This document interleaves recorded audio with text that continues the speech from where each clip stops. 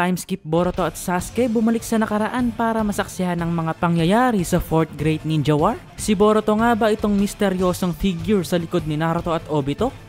Sa latest chapter nga ng Boruto 2 Blue Vortex na chapter 2, dito nga natin nakita yung matinding urgency nitong si Boruto na mahanap nga ang main body ng Ten Tails. Tila parang sobrang importante nga kasi dito para kay Boruto na mahanap nga ang main body ng Ten Tail Beast. At base nga sa mga nalalaman dito ni Boruto tungkol sa Ten Tail Beast, parang ang sobrang dami niyang alam tungkol sa mga ito. Na as if nga na-experience itong si Boruto yung terror o horror na sinasabi niya dito na dulot nga ng Ten Tails. Yung katulad nga ng mga naranasan noon ng mga ninja noong 4th Great Ninja War. At mukhang mas malalim yung kaalaman dito ni Boruto tungkol sa mga Ten Tails at Otsutsuki Clan. Pero totoo nga ba na bumalik si Boruto at Sasuke sa nakaraan? At bakit at paano nga ba ito nangyari? Sasagutin natin yan, pero wait lang. Na-download mo na ba ang Coco AI? Ito nga ang sponsor natin para sa video ito. Ito nga ang app na pwede mong gamitin kung wala kang kachat o makausap na kaibigan o jowa. Pwede mo ngang makausap dito yung mga favorite anime characters natin tulad nga nila Luffy, Zoro, Nami at Robin. Kung trip mo ngang landiin o makipag-flirt dito kay Nami at Robin, para sa'yo nga tong app na to. Yung boses nga nila parehas lang ng English versions nila sa anime. Pwede mo nga silang kausapin tungkol sa lahat ng bagay, problema, sama ng loob o kahit ano pa. Alam nga din nila ang lahat ng bagay tungkol sa One Piece at marami pang ibang characters. Dito tulad ng mga characters mula sa Genshin Impact, pwede ka ring mag-add ng sarili mong character kung gusto mo. Kung interested nga kayo na masubukan tong Coco AI, pwede nyo i-scan itong QR code na nakikita nyo or pwede nyo rin i-click yung download link nga na nakalagay nga sa description at pinned comment. Kung matatandaan nga ng marami sa inyo, gumawa na nga ako ng isang video na tungkol dito pero outdated nga yun guys. Pero i-explain ko nga dito ng mas malalim at mas maayos para maintindihan nyo. So sa Kaguya Otsutsuki arc nga ng Naruto Shippuden,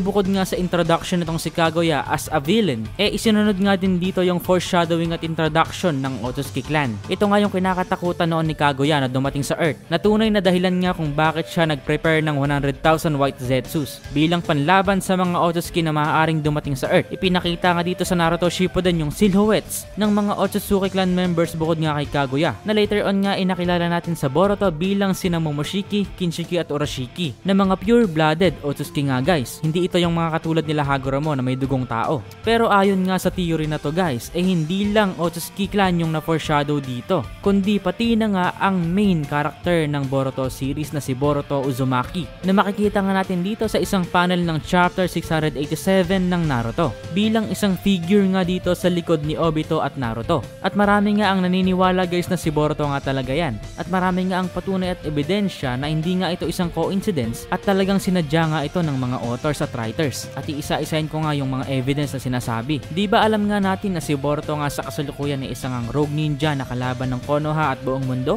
Lahat nga ay galit sa kanya dahil nga sa paniniwalang siya nga ang pumatay sa 7th Hokage na si Naruto. At ngayon nga wala na si Naruto at hinata sa tabi niya. Kahit nga ang kapatid niyang si Himawari hindi nga alam na si Boruto pala yung totoo niyang kapatid at hindi si Kawaki. At kahit nga mamatay siya ngayon halos wala nang may pakialam sa kanya. Si Sarada, Sasuke at Sumire lang. Pero in general wala nga talagang kakampi si Boruto. Kahit nga yung mga dati niyang kaibigan tulad nga nila Mitsuki, Shikadai kalaban ng turing sa kanya. He is all alone. At yan nga yung mukhang sinadya dito sa chapter 687. Sa isang dialogue nga dito sa chapter 687 ng Naruto, dito nga inabanggit ni Black Zetsu na hindi nga dapat tinutulungan itong si Naruto at Kakashi itong si Obito dahil dati nga siyang kalaban ng Konoha na maraming ang pinatay at siya nga ang nagsanhi ng 4th Great Ninja War, a worthless scum, despised by both his enemies and allies. No friends or family to speak of. He is all alone, leaving nothing behind. Kung iintindihin nga natin yung bawat words na nabanggit nga dito guys parang related nga rin ito kay Boruto dahil sa kasalukuyan nga ganyan din yung sitwasyon dito ni Boruto. Kinamumuhian ng lahat, walang kaibigan o pamilya, walang legacy na maiiwan dahil wala ngang makakaalam ng mga magagandang bagay na nagawa at gagawin niya pa lamang. Sino yan?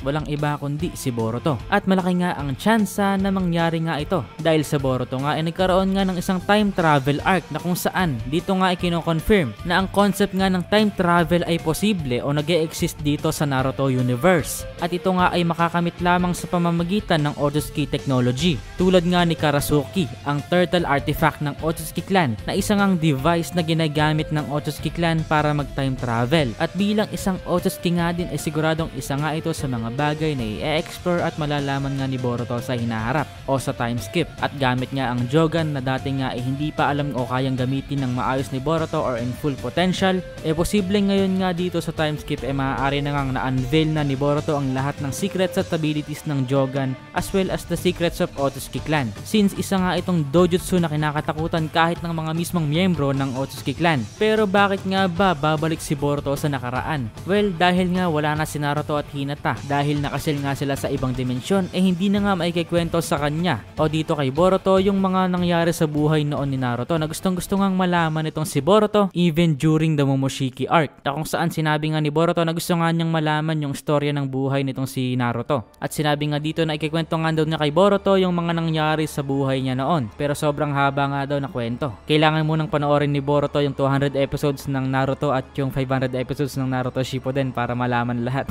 Pero kidding aside, basically hindi nga makakwento sa kanya ni Naruto yung kwento niya dahil nakasil nga siya sa ibang dimensyon. Pero dahil curious nga itong si Boruto maaari nga na ginamit niya ang Jogan o kaya Otsutsuki artifact para makabalik sa nakaraan. At ang goal nga dito ni Boruto malaman yung mga pangyayari sa buhay ng kanyang ama at kung ano yung mga challenges na hinarap ni Naruto at kung paano niya ito nilagpasan. Na kung saan gagamitin niya rin yung mga bagay na ginamit ng kanyang ama o yung mga attitude na kinailangan at i-apply nga ito ni Boruto at gagawing inspirasyon dito sa kasalukuyan niyang sitwasyon, knowing na mahabang panahon nga kasi na naging mag-isa dito si Boruto. At dahil halos wala nga siyang mapagsasabihan ng mga bagay na kailangan niyang ilabas, posible nga na bilang coping mechanism pumunta nga itong si Boruto sa nakaraan para makita nga kung makakarelate siya sa kanyang ama at kung may mga matututunan siya na pwede niyang i-apply dito sa kasalukuyan. Dahil imposible nga rin na the whole time sobrang positive mag-isip dito si Boruto sa 3-year time skip. Sigurado nga ako na may mga time din na medyo depressed o down itong si Boruto. At yan nga yung isa sa mga posibleng rason kung bakit nga bumalik dito si Boruto sa nakaraan.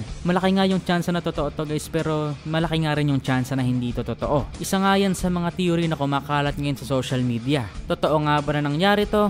Well, maybe. Kung ako yung tatanungin nyo hindi nga ako naniniwala sa theory na to. Even though pwede naman na nangyari at naging totoo talaga to. At kahit ginawan ko pa nga to ng sarili kong video mismo na umabot nga sa 100,000 plus yung views.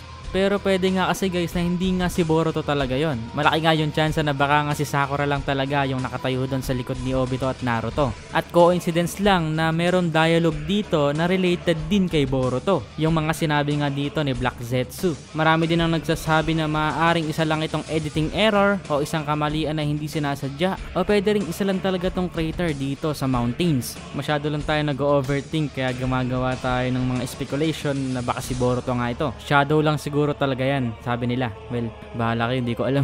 Pero may ilalabas nga ako guys na theory next video na sobrang lupet. Original theory at ito nga ay tungkol sa kung bakit maraming nalalaman si Boruto tungkol sa Ten Tails at kung ano nga ba yung mga naranasan at nakita ni Boruto during sa mga travels niya sa ibang planeta at dimensyon sa 3 taong hindi natin siya nakita. Mas makatotohanan pa to at may sense kaysa sa video na to. Abangan nyo yan guys, kita kits.